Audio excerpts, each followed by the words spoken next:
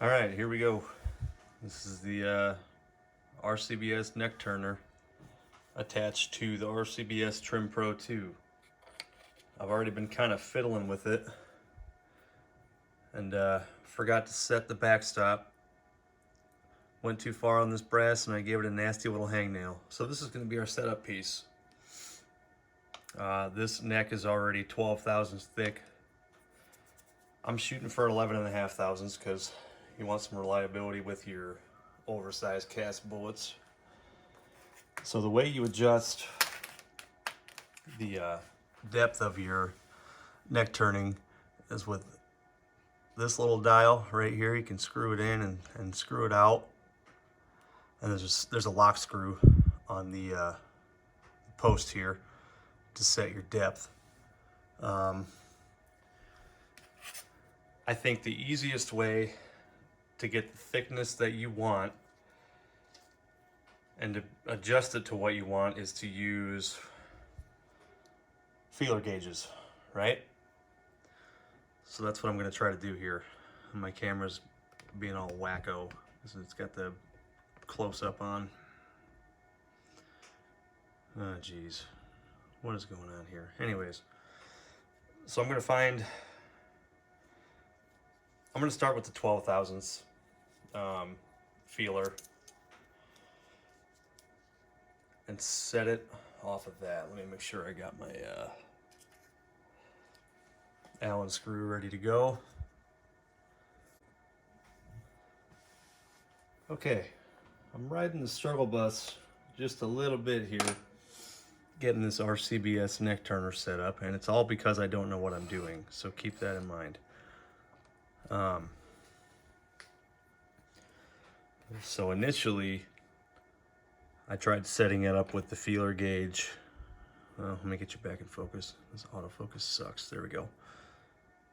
In here, like on the back side, but I need to put it in from this side forward. I realize that because I have removed a lot of the neck doing that. So we're gonna go back.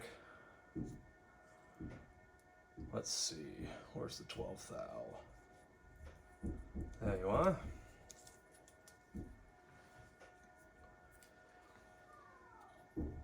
Loosen your set screw. Like I said, there is not a single video on this neck turning setup. So this is all uncharted territory.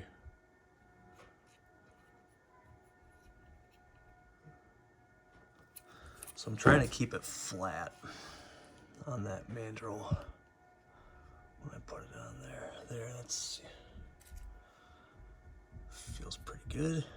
And keep in mind we may have to make some minor adjustments here after we do a couple, but it was taking off so much material that it was popping the shell right out of that universal shell holder, so I know I didn't have it right.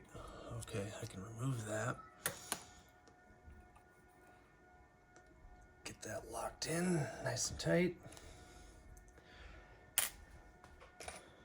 Let's try another one, because I am ruining some pieces of brass here. But that's okay. I made these from 223 I had laying around. So, give that a shot. I did put case lube on this inside mandrel here. Let's see what happens, because if this keeps popping them out and being too tight and that shell holder doesn't want to hold it, I'm gonna have to figure something else out with the neck size, because this mandrel is probably just a little bit too oversized, but we'll give it a shot. Yep, forgot to set the stop again. That's what I was doing originally, wasn't it? But good news. Good news, everyone. You know what show that's from? So it looks like we get the neck tension, or the depth pretty close on the cutter. Not so much on the body. I gave the shell another hangnail. So let's go ahead and set that depth of the stop right now before we forget again. Slow, slow. Okay.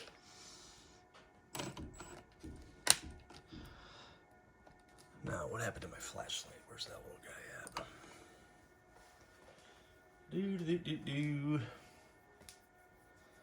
Remember how I said we were going to use a junk piece to set that up? Well, let's do it. So it looks like I can go in a little bit more. Whoop, not that much more. I need to spin the shell. Past the hangnail. Come on.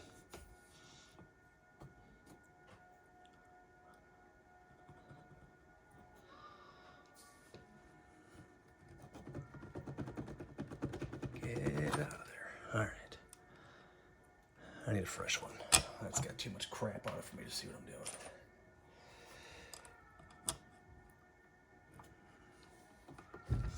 Let's ruin another one.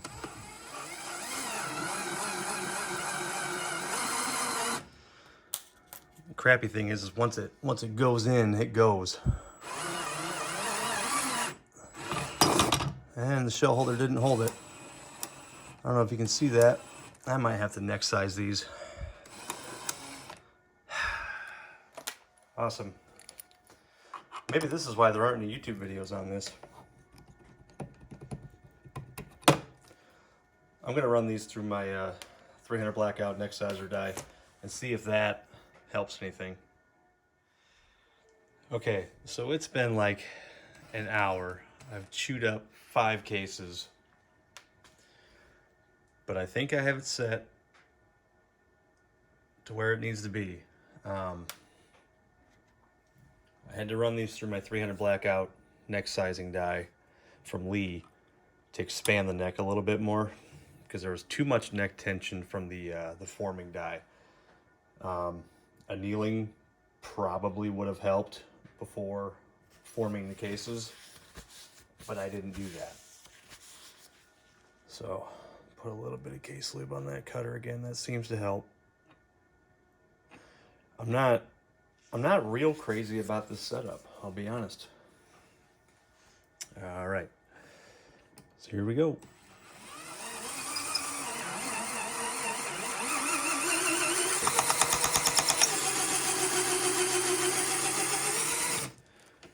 So if you go too hard, it pops it over the shell holder like that.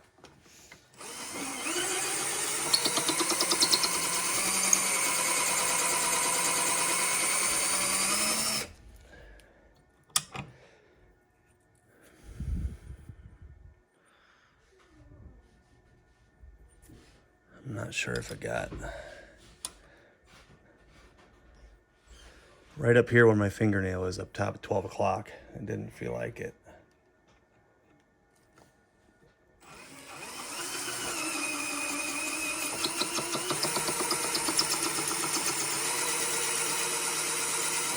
All right, I guess that's all we're gonna get out of that one.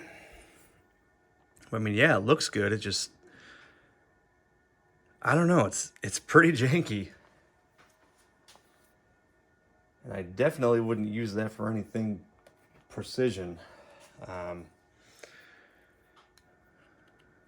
Yeah, this is hard to do, and especially on camera. All right, so we got 11th thou, 10.5, almost 10, 10, 10, 11, 12, 12th thou,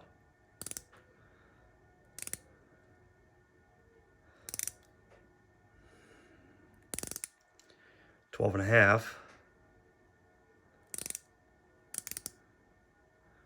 12.5. Oh, I wonder if I brush this one out. Let me try that real quick. There's not much in there.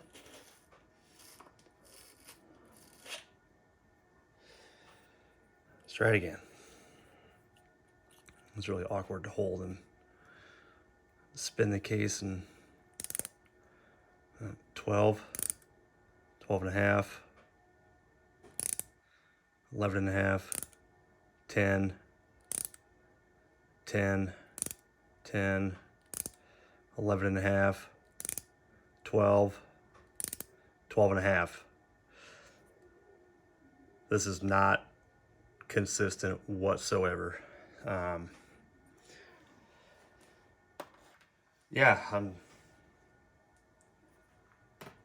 trying to think of what I can do to fiddle with this and get it more consistent, but I think they missed the mark when they did the inside and the outside simultaneously.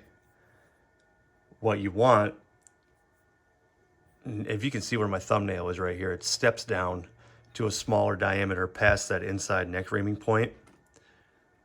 And then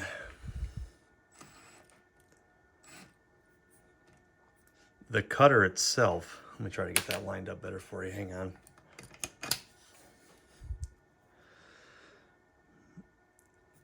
The cutter itself up here is past that step. So how are you supposed to wedge your brass between the cutter and that mandrel if the mandrel in front of that step is thicker? I'm not really sure about that. I would think this would need to be one uniform size to sandwich the brass evenly. I'll have to think about this one for a while. Like I said, I see why there aren't that many YouTube videos on it, because this is quite the persnickety system, and I don't think it's too accurate and or consistent. Try one more.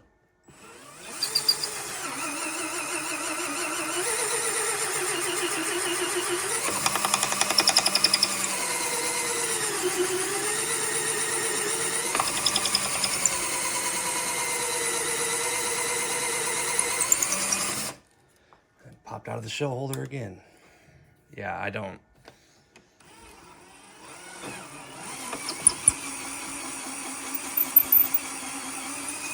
Unless I'm doing something wrong here. That's chewing up my case heads too.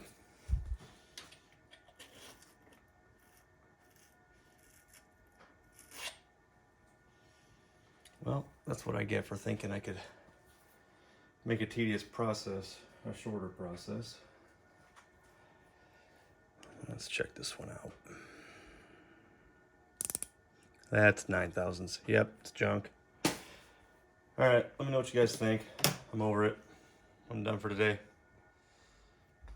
All right. So I think I know what I'm going to do to fix this. This is the Pilot reamer. So you can see how it, up on this portion, it's 306, and down here it's like 286. I don't care for that one bit. This is one of the cases that was unsuccessful, and it just kind of chewed up the inside of the neck right there. I understand what they were trying to do with this,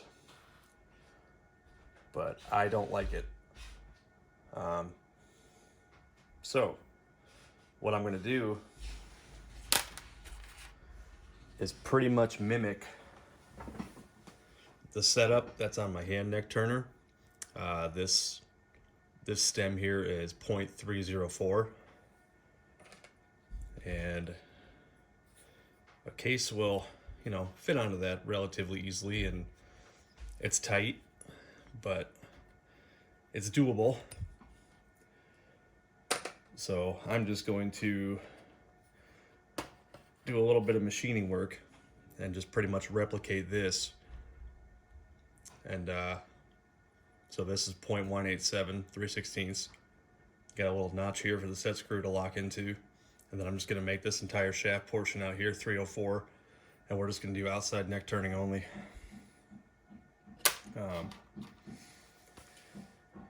Yeah, I know this setup actually works really, really well. You set your depth here, lock it in with the set screw, and then you just have your case on either the hand turner, or you can chuck it up into your drill using something like this for the Lee case holder. That's what I was doing. And then we're just going to do the outside neck turning only and modify this to do that, because I personally am not a fan of this. Now, what I could do, this portion up here, I don't know if I mentioned this already, but this measures like 306.5, almost 307. I could get a 306, expander ball or expander mandrel or whatever, and expand these 300 blackout to that case, but that still doesn't solve the issue of the cutter being on this skinnier portion and having to tilt the brass down to sandwich and shave off brass from the case neck, on this narrower portion up here. I don't care for that one bit. So yeah, that's where we're at right now. Do a little bit of machine work, get some measurements off of that. I might just have one of the tool and die makers at work knock that out for me. It shouldn't take long. But when I get that all set up, we'll come back and we'll give it a shot, and I think it'll be a lot better system than what we got going on right now. Like I said, I'm not trying to specifically neck size this brass just to run that reamer in it, only to have that not be consistent because of the smaller portion on this reamer shank. So I'm just going to make this whole thing 304 and not have this do any sort of reaming, and that'll solve that problem. But I'll come back when I get that taken care of. Until then, I guess this is why there aren't any YouTube videos on this setup. I'm sure some people have done it successfully and have no problems with it. I've read forum posts where people like the RCBS reamer and have good luck with it, but not me. So there's that. I'll catch you in a little bit.